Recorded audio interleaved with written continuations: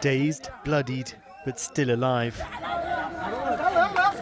Every day, though, dozens are being killed here, and Israel says its airstrikes are intensifying. Desperately searching for survivors, residents use gardening tools, even their bare hands. This was the home of the Abu Malik family in Deir al-Balah. At least 6 of them were killed by an Israeli strike. Hamas militants are being targeted, but ordinary people are paying an awful price. They're running out of white shrouds to wrap the bodies in. Here in Khan Yunis, a family of 7 killed at dawn. Israel has told people to flee here from the north, but nowhere is safe. Across Gaza, thousands of final goodbyes, thousands of tear-stained faces. Shock and horror across the face of Dr. Fadi al-Quduri. Cameras captured the moment he recognized his brother and father amongst the dead brought to his hospital. There's barely been time to mourn. He's now back at work, helping heal others through his own pain.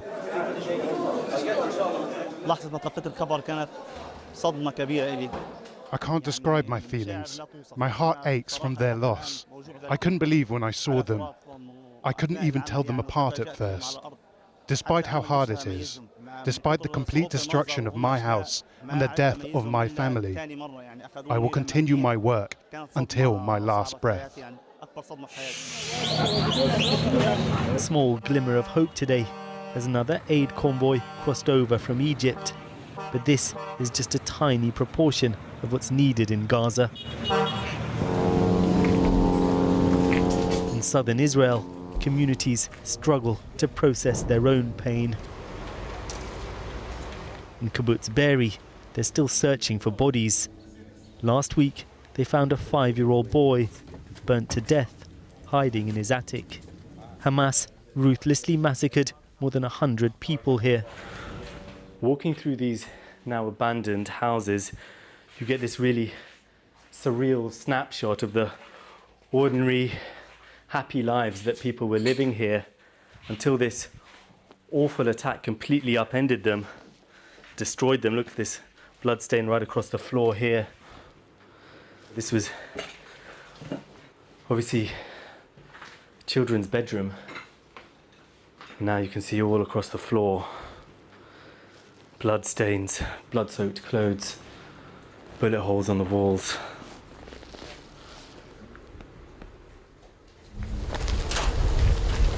Some of the bodies here found with their hands tied, showing signs of torture, an Israeli rescue worker tells us. Rami lived on the kibbutz and helped fight back against the militants. His sister-in-law was killed. She was a peace activist. He speaks of war. She was taken alive and slaughtered on the way to Gaza. And she'd been a peace activist? One of the worst. She was everywhere all the time. How do you process that? I don't have an answer. That's what they brought in front of us. That's what they did to us. And hopefully we'll be able to do something similar to them. So they'll understand it was a mistake.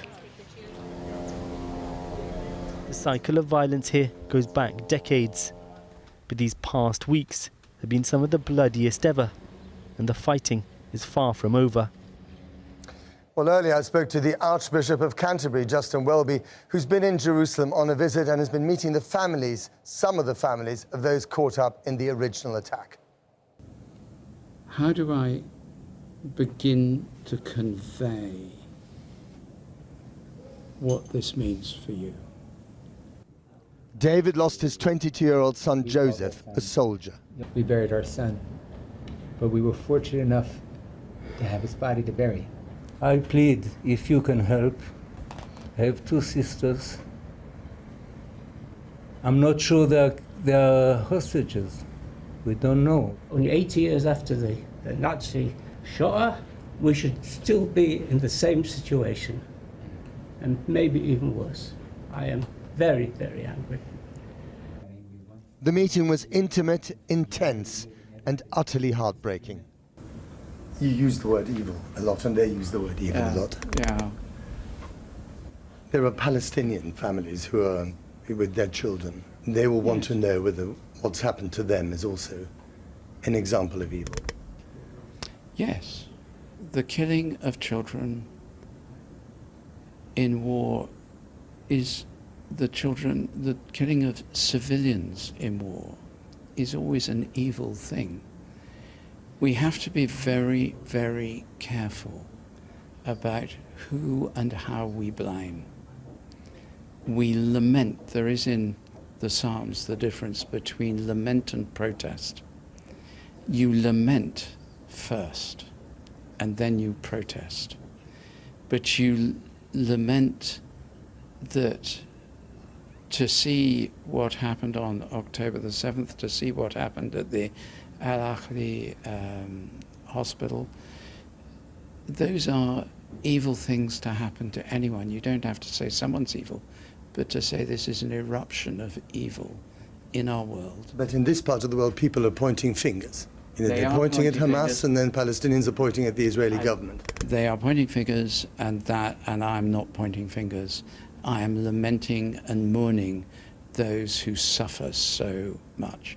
I do point fingers at Hamas and say this is terrorism at its most extreme and most evil. There are Palestinians who are pointing fingers at the Israeli government for killing their family members in airstrikes. They call that collective punishment. But you're not prepared to go there. It's not.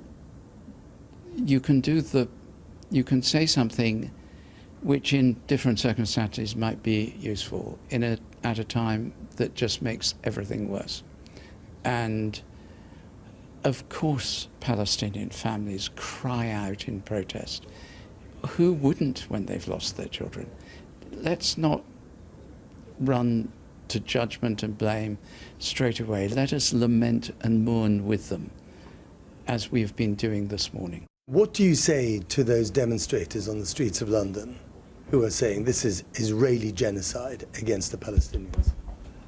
I say you've no understanding of what you're saying. Wait, think, listen, mourn, cry out for peace. Look for ways in which nobody need go to bed at night fearing their house broken into and their children butchered. Why do you think this is dividing our society so much, this issue? I think I don't know. I'm baffled by it. I often don't have the answers, but I do know that to be with those whose hearts are torn apart is the right thing to do, wherever they come from. Archbishop, thank you very much. Thank you. Well, earlier I spoke to the Palestinian academic and activist Rafah Al-Arir. He's Professor of Literature at the Islamic University of Gaza. He's remained in the northern part of the territory despite Israeli warnings to leave. I asked him first what life is like in Gaza right now. The situation is unprecedented. It's horrible. Words can't describe how horrible it is, the situation in the whole of Gaza Strip, with Israel killing more than 4,500, including almost 2,000 Palestinians, 1,500 women. 90% of those Israel killed are civilians who were killed as they slept in their home. It's devastation, it's total destruction. Now, I'm right in thinking your home has been hit in the last 24 hours. Is that right? It is right. When we speak about Israel destroying and damaging about 50,000 homes, every Palestinian was hurt in a way or another. Every Palestinian has a home hit or a relative killed. Yeah. So what happened to your house and the people in it? Because of the war, it wasn't you just living there, was it? Because of Israel pushing people out of their homes. I was hosting about 25 children and women in my home, in addition to my own family. And all of a sudden, there were these two loud explosions that detonated right above our floor in the fourth in the fourth floor. It was just a miracle that that could have killed, the missiles could have killed 20 people. 3 of my neighbors were killed instantly, and the whole building is partially damaged. So, of course, the question now is, in pure practical terms, what happens to you and all those people? We had to go to a UN school nearby, which is also abandoned by the UN because it is in Gaza City. The situation there is very inhumane. People depend on charitable people sending food and sending water. We had to separate into 3 families. I'm currently staying in a flat in the Gaza City, hopefully to be safer with internet connection. But again, we are running out of electricity, food, and water. The theme this morning on Twitter, Gaza Twitter, was everybody saying, I haven't drank a drop of water in 10 hours. Can you imagine how inhumane this? And the world is silent. The world the West is supporting Israel to bring another famine. I was explaining my students to my students, the literary students, the Irish famine, and they were like, how could people starve 150 years ago? And nowadays it's happening in Gaza. People are starving, can't find a drop of water, and they're being killed in hundreds. The Israeli army had given warnings telling people to move to the south. Today that has escalated. The Israelis saying reportedly people must move, otherwise, they could be identified as complicit in a terrorist organisation. The level of danger you face now goes up yet again. Why do you stay? I think it's also another Israeli public relations stunt. Israel has intensified its massacres, its attacks against people in the south. Israel orders people out of Gaza and bombs them on the way, and bombs them they are. Just now, before I came online, 3 of my relatives were killed in Rafah. That's the very end of the Gaza Strip. They left the Gaza city to Rafah seeking shelter, and they were killed there. And 17 of my relatives were killed by Israel just last week. And I'm just an ordinary person in Gaza. Israel, and I believe in this strongly, I see it, Israel pushes people into tiny places in Gaza so that when it bombs them, it kills as many of them as possible. I mean, Gaza in itself is a relatively tiny place, but are you saying that despite these renewed warnings from the Israelis today, you and many others will stay?